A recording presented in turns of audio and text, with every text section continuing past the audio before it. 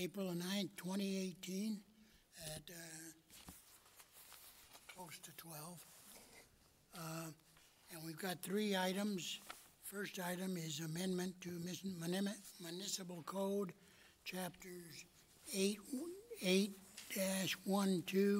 entitled Fireworks. Craig? Yep. You're up.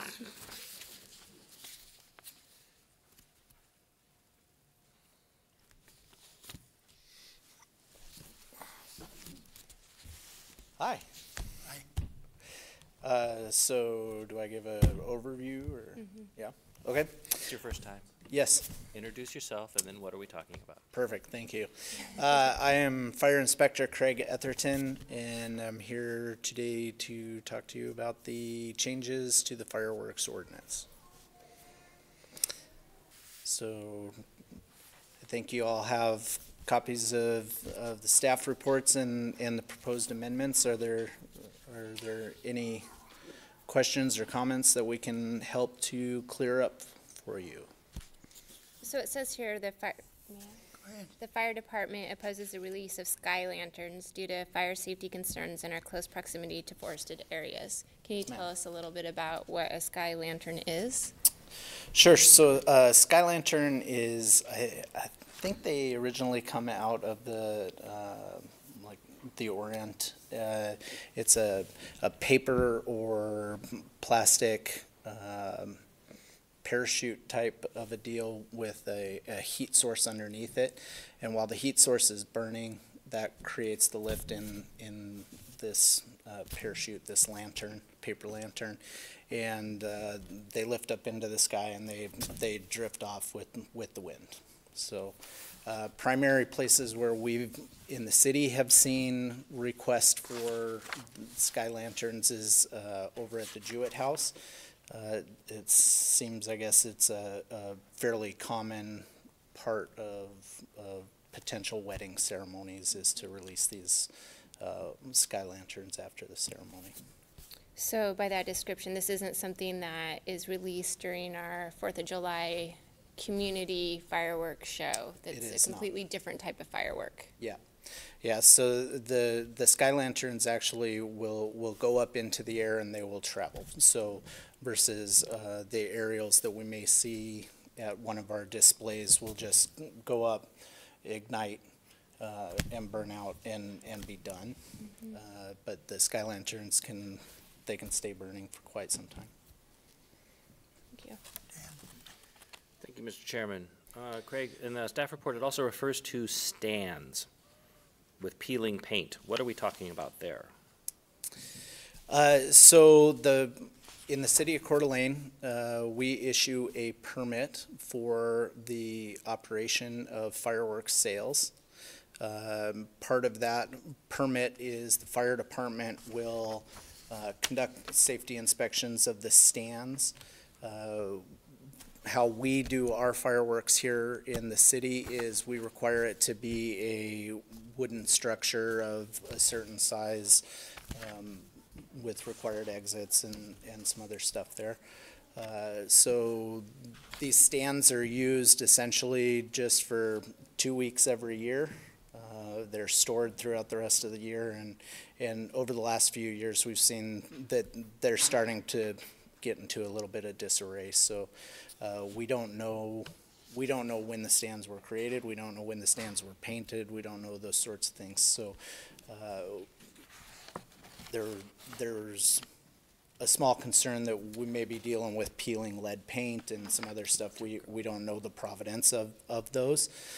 The other part of it is just wanting to ensure that business that's going on within the city looks nice, is attractive, and is appealing.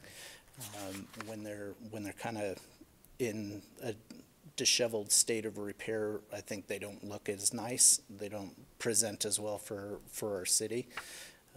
We did get one of the companies to throw a fresh coat of paint on theirs, but there's 2 other companies, so we'll be working to make sure that they get theirs kind of cleaned up and looking nice too. I know what you're talking about, and I tell you what, nothing makes me feel safer than buying fireworks, explosives, from a place that looks like it will easily catch on fire. Regarding the sky lanterns, so how many requests do we get at the city to launch a sky lantern? I mean, I assume people are just doing it, but do we get requests? We do get requests. As I mentioned, most of them come through the Jewett House, which is a city-owned property, and so we've been working with the staff over there to make sure that, you know, anytime somebody comes in and has that idea in their mind, that that we can address that and help take that burden off of the Jewett House staff to not be the ones that are, you know, necessarily telling them no. But we just got a request Thursday of last week from the resort for sky lantern release, and we denied that. It was good of them to ask. It was good of them to ask. Yes, thank you. So how many incidents have these, I know 2 of them landed in my yard over the past 5 years. So one was in the backyard, one landed in my truck. But how many incidents do we have in the city that, do you know of, where the sky lantern has fallen? And I mean, I know from a fire standpoint, there's that, but also just from pollution. I mean, it's just like throwing trash in someone's yard. So how many incidents have been reported, do you know? I'm not aware of any. We luckily, I think, and professionally do a great job of our prevention efforts, and so we kind of keep those fires down to a minimum. We really have only had a few incidents over the last few years that have been caused by fireworks, and we believe that's based on our efforts to, you know, follow our ordinances, create our ordinances, and prevent fire. Well, I appreciate that. I applaud that. I have some legal questions, so perhaps Mr. Gridley might want to come forward and answer some of these regarding the Idaho Code. So in our ordinance, we cite Idaho Code sections 392602, which I printed out here, and this deals with the definitions of fireworks under the health and safety title. And we already have in our code, fireworks are defined in this chapter. And the first definition for fireworks is, and I'm just reading the parts that are relevant here. So fireworks means any combustible composition producing a visible effect by combustion. So doesn't this already cover a sky lantern? I mean, why are we specifically calling sky lanterns out in the new code? I haven't been involved in drafting this, but I think it is for clarity, because I think there's been a little bit of a debate on the people, the sky lantern users, on whether it's covered or not, and a little bit of confusion perhaps with law enforcement or with fire about, can we enforce this or not? And so I think that's the thinking, is let's make it specific. And I appreciate that. I favor, you know, banning them for safety reasons. But the concern I have here is that once we start defining things, then people start bringing up that there's, you know, it's not in the code, therefore it's okay. And so we have to add more definitions. So we start cascading down to where all of a sudden someone finds whatever the next cool hobby can be, I don't know.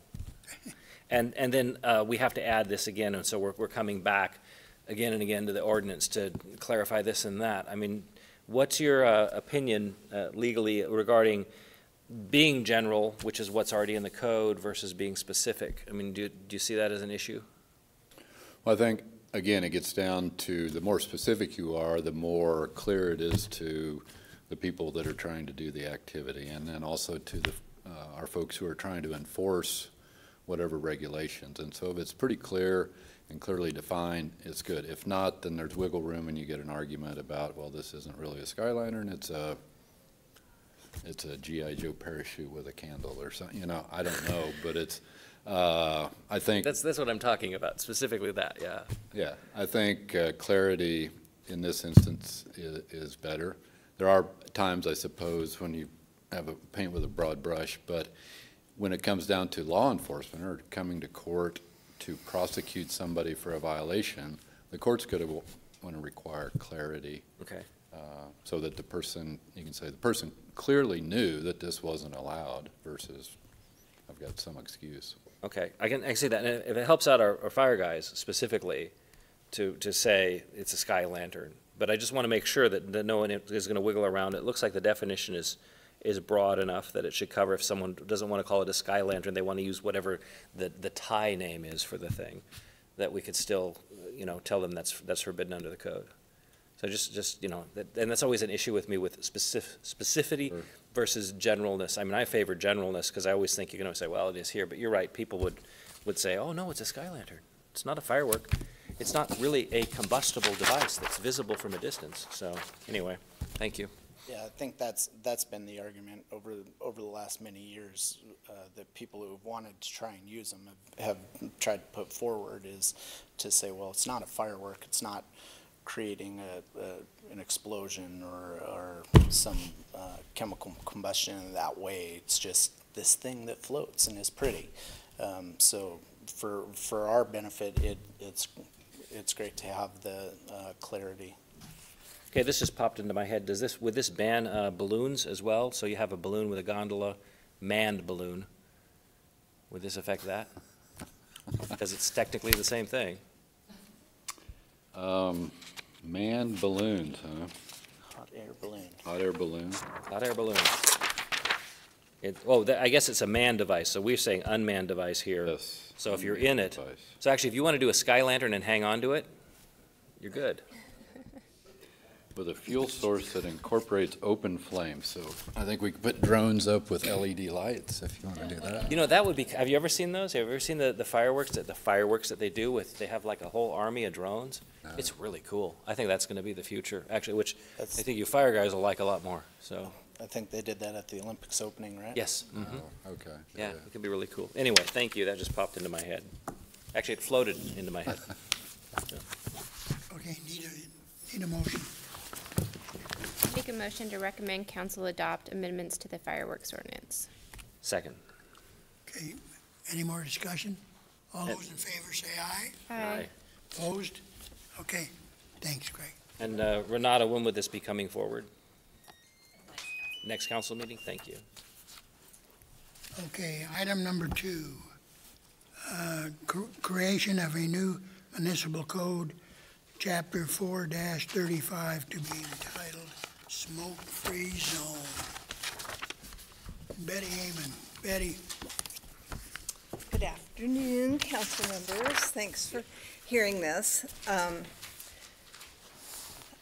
This is a request for you to consider creating a smoke-free campus that would include the library, city hall, and a portion of the McEwen playground. And you should have a map there. I apologize, I don't have it ready to show you on the screen, but it came in the staff report.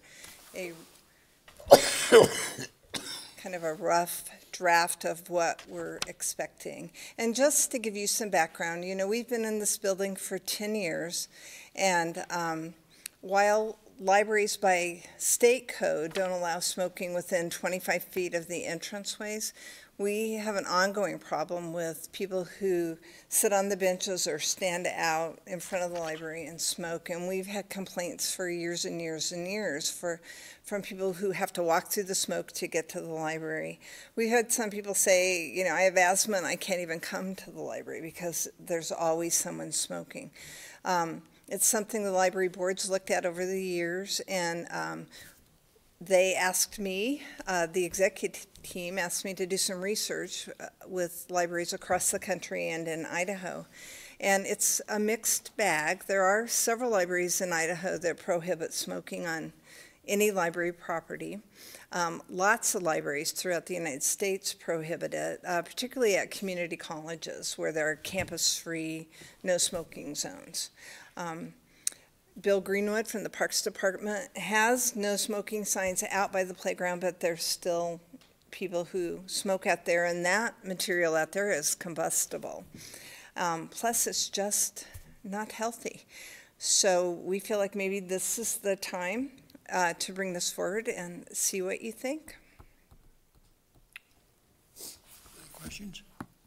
You go first. Well, thank you for bringing this forward first. I have a question, maybe not beyond this. Have we as a city looked at smoke-free zones in our city parks in areas with high traffic. For instance, I run a lot, and I run through City Park, and I often run through, you know, clouds of smoke, which is not pleasant as you're, like me, gasping for breath when I run. So I've always wondered if we've looked at other areas as well, and that may be a question. I'm looking at Renata and Mike, but, or would this be our first? I think that's, the Parks and Recreation Commission maybe have looked at that over the years, but not a full swoop like campus-wide. That would certainly be something to direct back to maybe Bill Greenwood to start to do research in. I think the enforcement mechanism may be a little more difficult in a city park, but like we said, we have signed the one in McEwen, and we still have a hard time enforcing it. Thank you. Thank you, Mr. Chairman. So Betty, I have been reading your minutes, so I've been following along. I do read the minutes. Thank you. I bet they're not as exciting as the actual meeting, though. Knowing you, it has to be a hell of a meeting, so. Oh, yeah. Oh, yeah. Anyway, so the Jokes abound. current rule is 25 feet, and we do have some kind of enforcement, I'm assuming. No? You have this mean librarian face that goes out there and says, please, take your smoking further away from the entranceway. People are complaining. Do we have those little smoke receptacles for them to put their We butts in? do. We do have 2 ashtrays out in front, which are a mess all the time, and they're out by the benches that are on the sidewalk. And Howard Gould, our maintenance guru, would love to see those go away. I have full support from him on this idea. Well, I have issues with enforcement. I don't like smoking. I don't. Killed my grandpa, almost killed my dad, almost killed you. And, but it's legal. And so I'm okay with it, with keeping it away from the entrances, but I don't want to ban it in the park. I mean, I just don't think it can be enforced. We can't keep booze out of the parks. Well, with due respect, I think that having an ordinance to back us up when we do ask somebody to move would be really helpful. Now, when I ask people to move, I can cite the 25 feet, which really isn't that far from an entrance, and I can say that. But if it was posted that this was an ordinance, and in fact, a person who violated it multiple times could be fined. Lee White, the police chief, thinks this is a really good idea, so. So you're asking us for help to equip your tool belt, so you have Exactly. the tool. Okay. I'll make Any a other motion. notes? So if we, in the ordinance itself, prohibition of smoking and use of tobacco products, I noticed it does cover vaping. No ashtray, no ash can, ashtray, or other smoking waste receptacle shall be placed in any area in which smoking is prohibited. Isn't this just going to lead to a lot more cigarette butts out there? Interestingly, I did read about municipalities that had removed ashtrays, and they did have for a while cigarette butts, but then as they spoke to people and talked to them in the moment, that went away. I'm just happy I get to say the word butt at a meeting. That's, That's see, me. you don't need me for comic relief. No, I don't. Yeah. I don't. I could bring Captain Underpants in here and read it aloud. if Let's you're- not. Okay, okay. I know.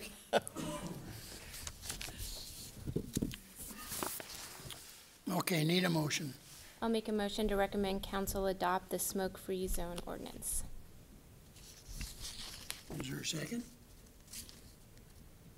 No. You can second it. Huh? You can second it. Yeah, I'll second it. Okay, all those in favor say aye. Aye. Opposed? No. Okay, it passes. All right. Thank you. I'll see you on the other side. You will. Thank you. We'll get all the smokers to show up. Yeah. Okay, item number 3, award of collection system radio telemeter upgrade projects to Power City Electric Incorporated. Jim? Good afternoon. Bring before you an award of a contract for a radio telemetry system upgrade for the wastewater collection system. We would like to award a contract to Power City Electric in the amount of $134,405 and authorize the mayor to execute the agreement. We've budgeted and planned for this project, and I'll give you a brief overview of what we're talking about here. The need for the project is to replace outdated and nearly obsolete PLCs that we use for our telemetry to monitor our pump stations, to upgrade the radio system, and to enhance the SCADA reliability. This kind of shows the locations of our lift stations throughout the city. You know, our wastewater plant would be our master, so all those lift stations communicate with our master at the wastewater treatment plant. This is another kind of schematic diagram of all those 11 pump stations that would communicate with our master SCADA at our wastewater plant. That's a typical communication panel at each one of these 11 lift stations.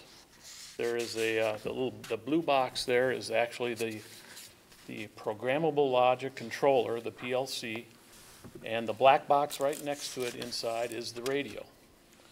So at each one of these lift stations, we have a antenna connected to this radio equipment that communicates with our master panel at the wastewater treatment plant. So this project would be adjusting all the antennas, replacing the PLCs and the radios.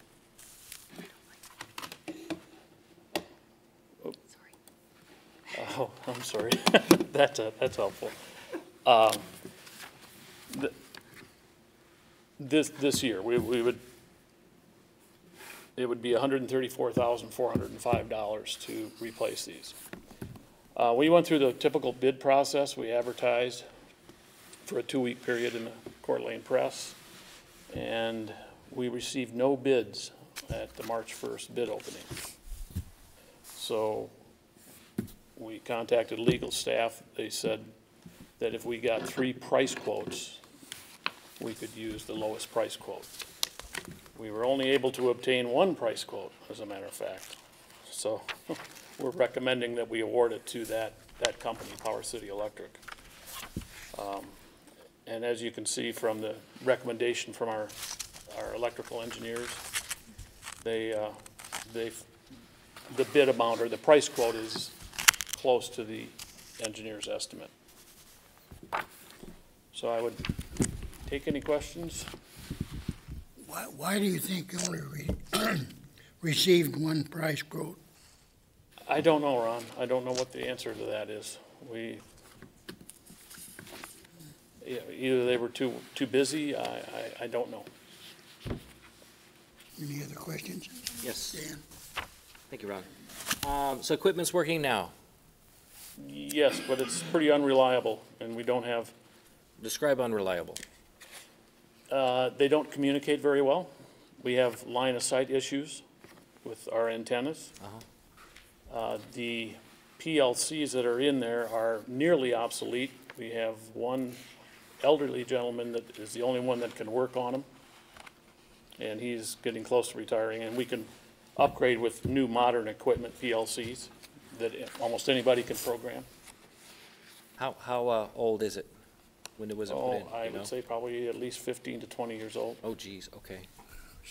I was looking in your budget. What was the budgeted item for this? Was it the SCADA upgrade? Yes, it was. Okay, so it was originally, in the current budget, it was $215,000. So we came in way under with this. Yes. That was for not only the collection system, Dan, but also in our wastewater treatment plant. We have ongoing upgrades to our SCADA system. It's kind of a evolving technology, and it's. So what was budgeted for this? I think during the budget, we went about 115,000, So it's over, slightly. high. But we have enough funding to forward. Understood. So it said in here, and you mentioned this, which is why I'm bringing it up, a consultant with a legal department, so we can't do a sole bid but under certain circumstances, and I don't have the statute in front of me, but the city's legal department said that if you solicited 3 price quotes, that it would be okay, but only 1 came in. So is it still okay if we only get 1 price quote? Mr. Gridley is nodding yes. Okay, just want to make sure we're kosher with that. Thank you.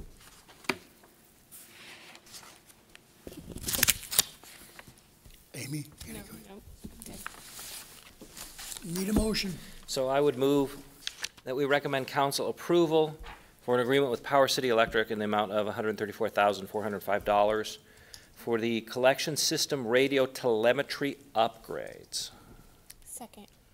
Okay, any more discussion? Yeah, I'd like to put this on the agenda if I could, if you could come back, because this is normally something that would go to Public Works, and I'm pretty sure that they would like some input and feedback on this as well. Yeah, it'll go on the agenda. Okay. Any more discussion? All those in favor say aye. Aye. Aye, opposed? Okay, thanks, Jim. Anything else? Well, we were going to have lollipops, but that was only if we all showed up on time. Okay, we're adjourned. Thank you, Rod. Thank you.